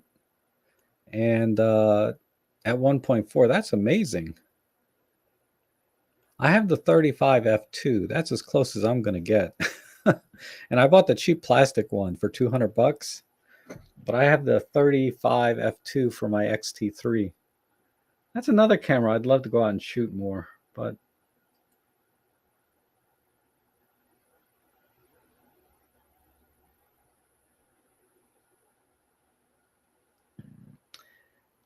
let's see what else is going on. Corey says, hey there, right? You do good work for Olympus and Micro Four Thirds community, and emails are definitely the new age written letters. They have meaning. Yeah, it is a big deal. I mean, it's just like, yeah, I need to get the secret society together, right? That, that's definitely a group I need to participate in and keep going. Peter started this. Well, it's secret, so I shouldn't really talk about it. But a bunch of us Micro Four Third shooters got together and would try and collaborate on different ideas and try to see how we can best help the Micro Four Thirds community. So but I haven't been in there in a while myself. So I've been slacking. So I will definitely make some time. I did post an image the other day on Peter Forsgaard's 52-week challenge. I kind of faded off of that a little bit, but I need to get back into it. And a bunch of other stuff. I need to get more engaging with the community. I do my best, but I definitely been slacking just because I've been kind of swamped with these other mini projects. Ugh.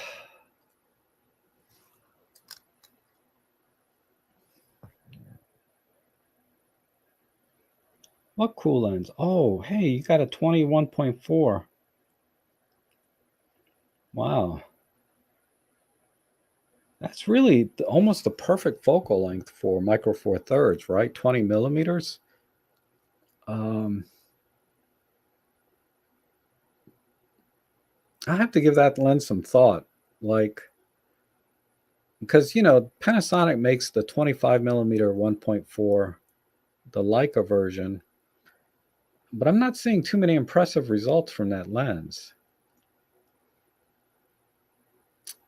Enough that I would trade in or sell my 25 millimeter f1.8 from Olympus, because this lens has impressed me beyond my highest expectations for a lens in this price range, right?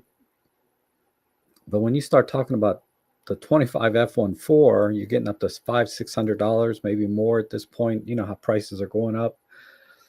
Or the 25 millimeter f1.2 Pro, which is amazing, amazing lens. That lens impresses me. But the 20 millimeter f1.4 is like half the cost. Well, not half, but it's a lot less expensive.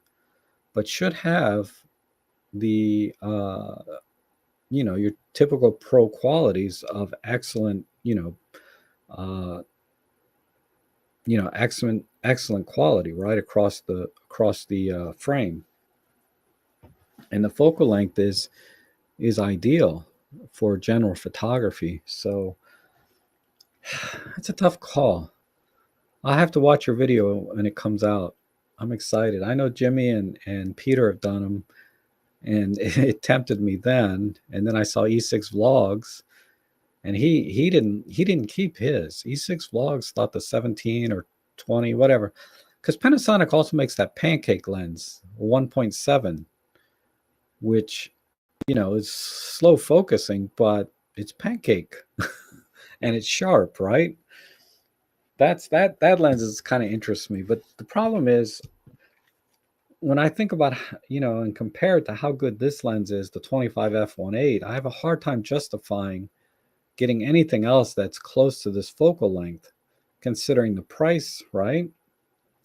Um, because the 25 1.2 Pro would be a natural upgrade to this lens. That would be something I would maybe trade this lens for. But it's kind of a bulky, heavy lens, and I probably wouldn't use it on the Pen F anyway. So there's all these compromises, right? Uh, I don't know. But at 21.4, I could probably get rid of my 17 and 25 and buy that one. How much is that lens? I haven't looked at it lately.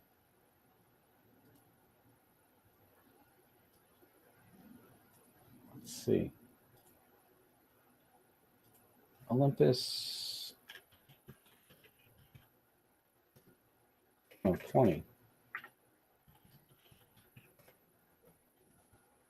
799, 654 used. And let me see. Panasonic 25 1.4. Well, that's not bad. Brand new and used at 240.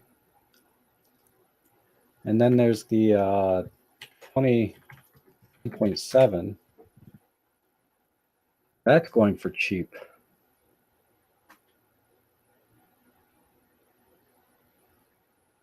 It's a tough call. I don't know.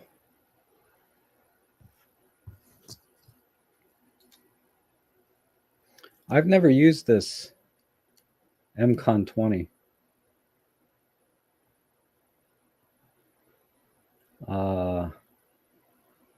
It's glorious though, huh? Okay. Take your word for it. Um, my opinion of 12 to 40. The 12 to 40 Pro is one of the finest lenses Olympus ever made. And it had to be because it's a very competitive focal length, right? It's the let's see, Panasonic or Olympus 12 to 40 Pro.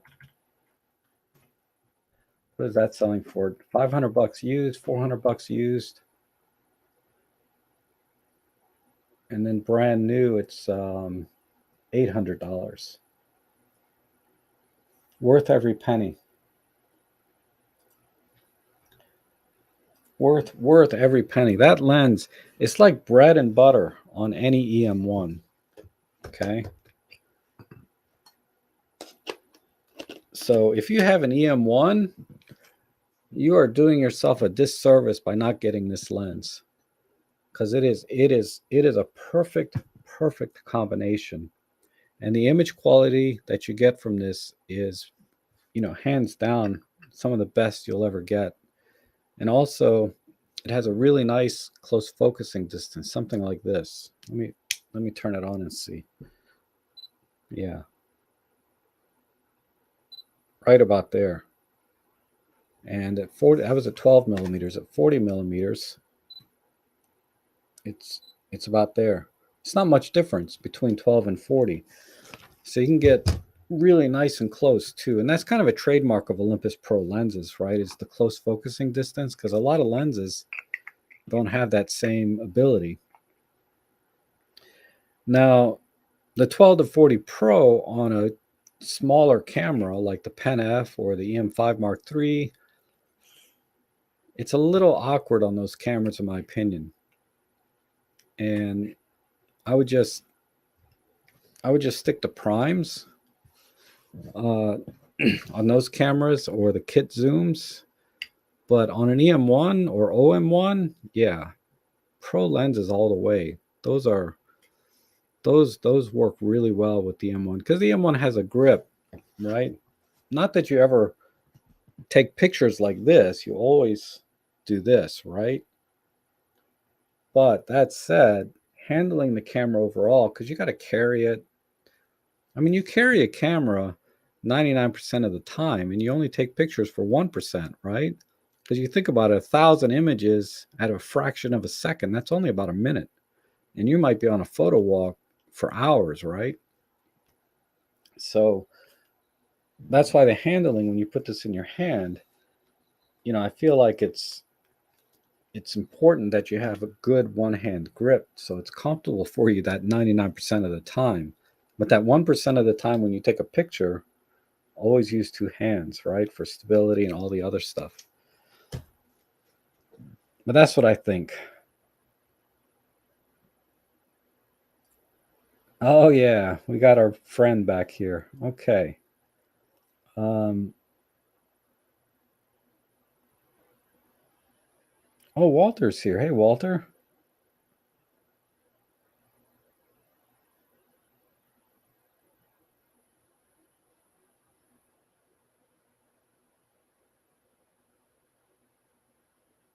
And let's see, the 12 to 50 on the Pen F. That's a nice combination.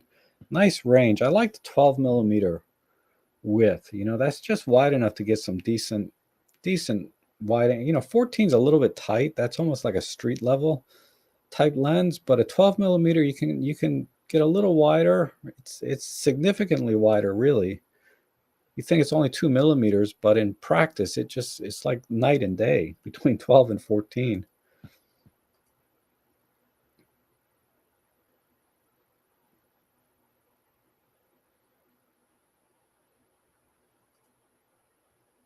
Oh yeah, the 60, the 12 to 40, and a 40 to 150. You're all set, right? Those three lenses, you can do everything.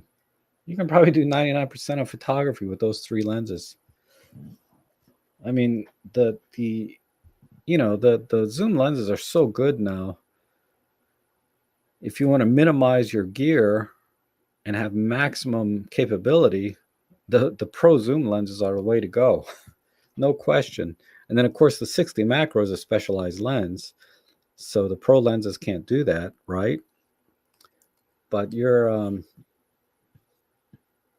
definitely covered. Me personally, I just like trying different lenses and having different lenses. Uh, but doing here is the way to go when it comes to minimizing your gear setup with maximum capability, right? This is actually how Walter operates if he's still here. I think he only has maybe two or three zooms. He doesn't even own a prime, and he does all of his pro work with those two or three lenses. He doesn't need anything else. Um, I think he had a 300 f4 that he used once and sold it, but that is definitely the lightest way to go. And with a Micro Four Thirds system, well, the 40 to 150 Pro is actually a little bit big lens, but that's why they got the 40 to 150 f4. If you get the 12 to 40 f2.8, the 40 to 150 f4, and a 60 macro, you can put all that into a little bag, and you can go anywhere in the world with that setup and get amazing photography. You know, travel the world with just that little setup. Um,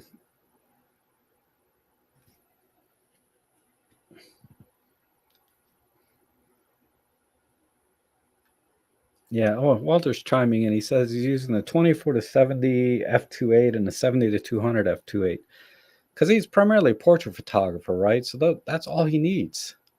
And you're not going to get any sharper lenses than the ones that he has, right?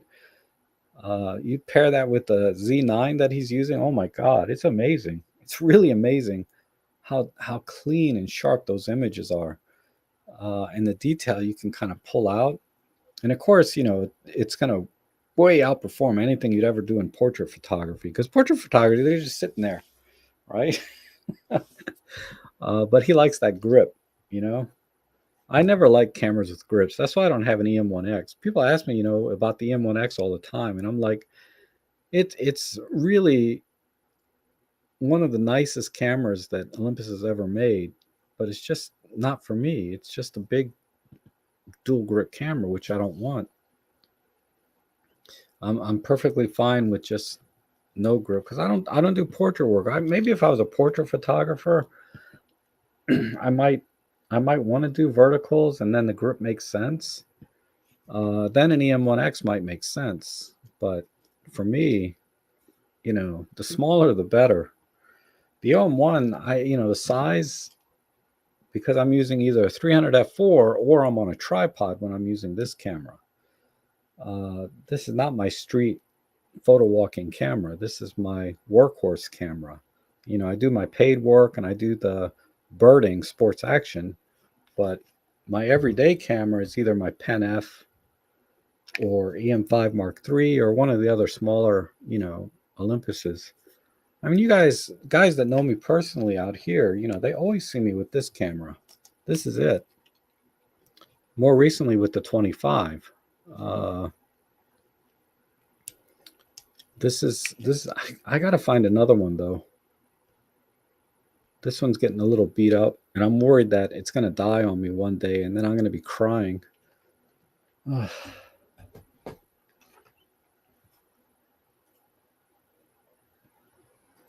Yes, this is a good combination. EM5 Mark II with the grip. Again, the Mark II series was, I think, Olympus's finest cameras. If you look at everything they've ever made, including the OM1, their finest.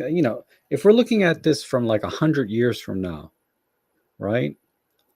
Assuming the OM1 is the last camera they ever make, let's just throw that out there. It's not. I mean, hopefully they go on forever for another 100 years, but let's just say the OM1 was the last camera they make, everything from the old one back, I still would argue that the Mark II series was Olympus's finest cameras. And if you go 100 years from now and look back, people will look back at the Mark II series. You know, the all-in-one is a great camera. It does everything, right? Nice upgrade, but it's just a camera to me. It's not like the Mark II series was for Olympus, where there was a significant leap in terms of capability from the Mark I series. Um, and the build quality, you know, it was the last set of truly all metal built quality premium metal, not, you know, that cheap tin that you see on a lot of cameras. You know, they were quality cameras. And anyway, but yeah, and the grip that goes with the M5, quality stuff, you know, quality cameras. um, any thoughts about the Penny 30 versus the Ollie 60? um, the only thing I would say is the 60 millimeters, the better choice, because you have more working distance. And when you have more working distance for macro, the less likelihood that you're going to have a shadow cast onto your subject.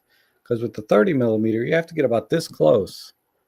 And then there's the potential that you're going to cast a shadow onto your subject, and you're going to need more creative lighting, you know, diffusers and things to get the shadow out of the shot. Whereas with the 60 macro, when you have a working space about like this to get 1-to-1, you're not going to get, you're much less likely to get a shadow cast onto the subject, and your lighting solutions don't have to be quite as creative because you have more space. So those are my thoughts, and that's mainly based on focal length. Um, if you wanted me to compare a Panny 30 against the Olympus 30, that's a different question, right? Because now we're comparing the same focal length. I would still say go with the Olympus for Olympus cameras, go with the Panasonic for Panasonic cameras. Just stick with the brand. But the only advantage the 30 has over the 60 is that you can use the 30 for everything, because it's a much wider angle, right? It's not going to be specialized like the 60. The 60, you're pretty limited to just macro work and maybe some portrait work. But with a 30 millimeter, you can take that everywhere. That could be your travel lens, and it can do close-up focusing. So it's more versatile as a focal length, in my opinion. But if you want to concentrate on if you want to buy a macro lens, buy the 60 is the way I see it. And if you just want to buy a versatile lens and do macro sometimes, then the 30 is perfectly fine. It'll get you the nice macro images, but it has some of those limitations with having to get up that close to get 1-to-1, because it'll do 1.25, right, magnification, but you have to be like this close to get that. And like I said, it may have a place in macro photography, that if you're a dedicated macro photographer, you'll understand that better than me, why you would want the 30 over the 60 for certain situations. But if you're not a hardcore macro photographer, I think the 60 will definitely get you there 99% more, whereas the 30 will get you there, but it's awkward. It's a more versatile lens.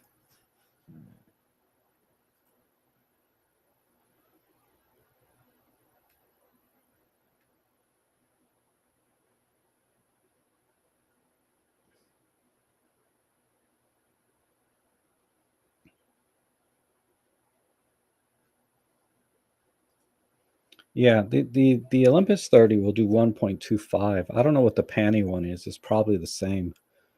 But like I said, you have to get this close. And if Robin's still here, he could probably give you some better feedback than I can, because he's an actual macro photographer. I don't even own the 60, right? I mean, I'm tempted all the time by getting it. Uh, I don't know. Maybe I'll look around today. If I can find a good deal on one, maybe I'll get one today. Because I do want to get into macro work and do macro more. I've been just kind of getting by with extension tubes, but that's not the same, right? The quality is not the same, and you can't get the same magnification. So, I can get up to about 0.5 magnification, but not 1 to 1. And the magnification I'm getting is the images are a little bit soft, right? Because the lenses were not designed to be used with extension tubes. So that the focus point where it meets the sensor, the lines are off, right? The rate, the trace, the rays of light are off slightly once they hit the focal plane, and or the sensor plane, and you're not getting tack sharp images. You're getting a lot of aberrations. So buying a dedicated macro lens is the only way to get around that.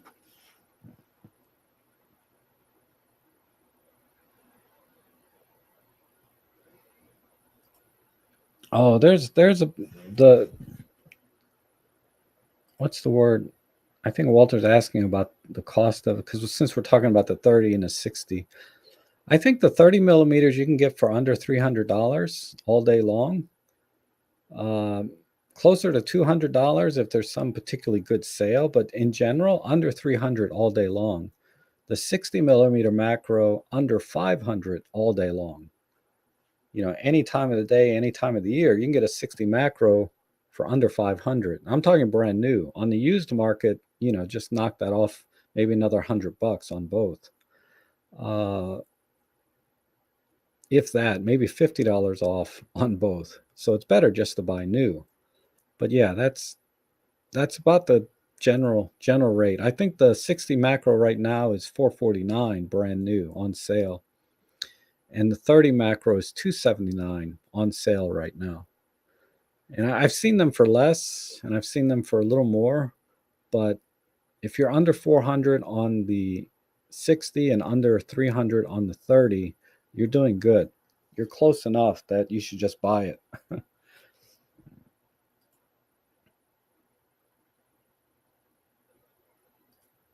Extension tubes on the 60. Yes, you can do it. You're going to lose a little image quality. Uh, but it's done. People do it all the time.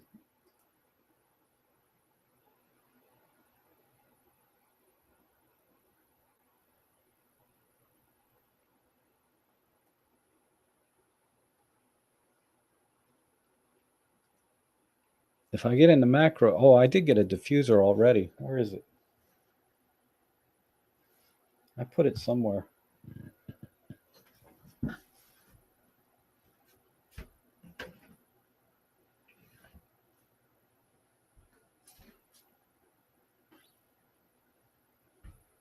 I don't know how I can lose that already. It's this big, and I can't find it now. It's probably right in my face.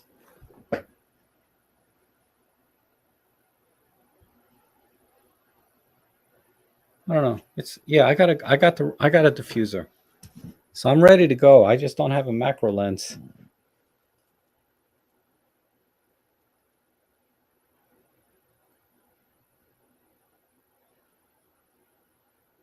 Wow, you can also use the MC20 with the 60 millimeter. I didn't know that. Whew, and get like 3x magnification. Of course, you're doubling the cost of your setup, but hey, if you're into it, that's no big deal, right? And the 60's weather seal. There's so much I don't know about the 60 because I haven't really been shopping that lens. I haven't been shopping it for the weather sealing or any other qualities. I've been just looking at it as a macro. Uh,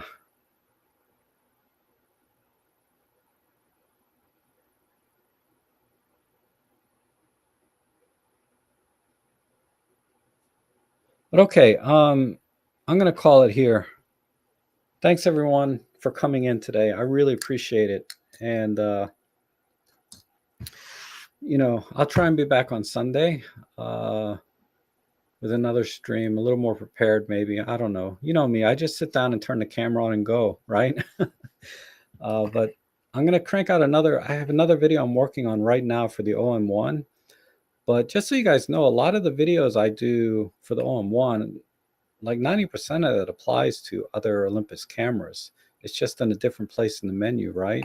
So even though it says OM1 on there, you should watch them just to get some tips or ideas out of them if you want. So look for that. I do have one more video. With any luck, I'll crank it out late tonight. I just wrote the outline for it yesterday, so I just need to sit down and record it. And that'll be that. So thanks again for watching, everybody. We'll see you again on Sunday.